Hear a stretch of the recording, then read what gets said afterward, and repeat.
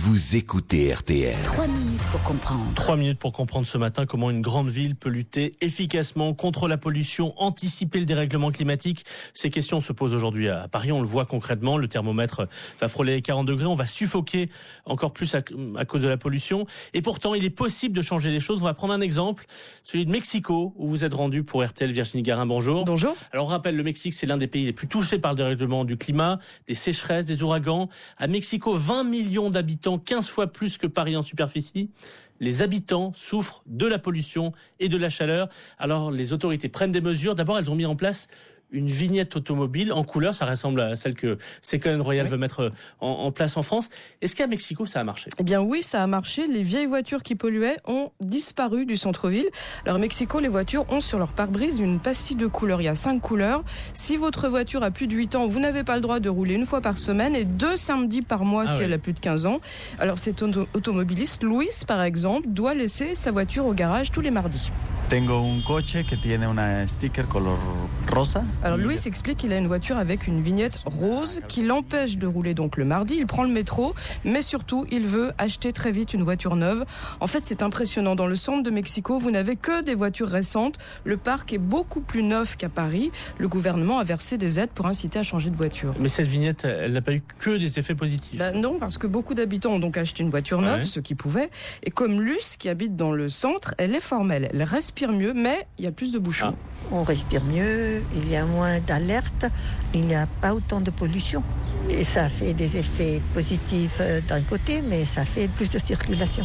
Il y a des embouteillages énormes à présent au Mexico qui n'existaient pas auparavant. Voilà, l'écologie c'est compliqué, donc on a réduit la pollution, on a augmenté les bouchons. Cela dit, les autorités veulent aller plus loin. Elles sont en train de remplacer tous les bus, d'installer 25 000 Vélib et de construire une nouvelle ligne de métro. Alors, autre mesure, à Mexico toujours pour lutter contre la chaleur cette fois.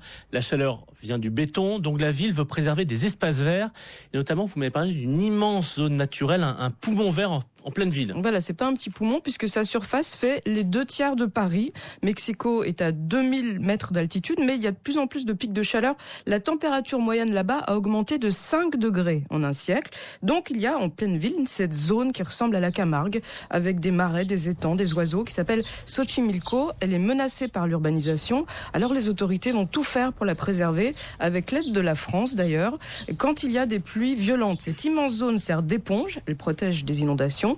Elle sert aussi de réfrigérateur, elle régule la température. Clara Barclay travaille à l'Agence française de développement. Ça, c'est des derniers sites naturels qui restent au Mexico et ça participe au règlement du climat de la ville. C'est-à-dire qu'avec de l'eau, ça aide à réguler la température de tous les jours des habitants de la ville.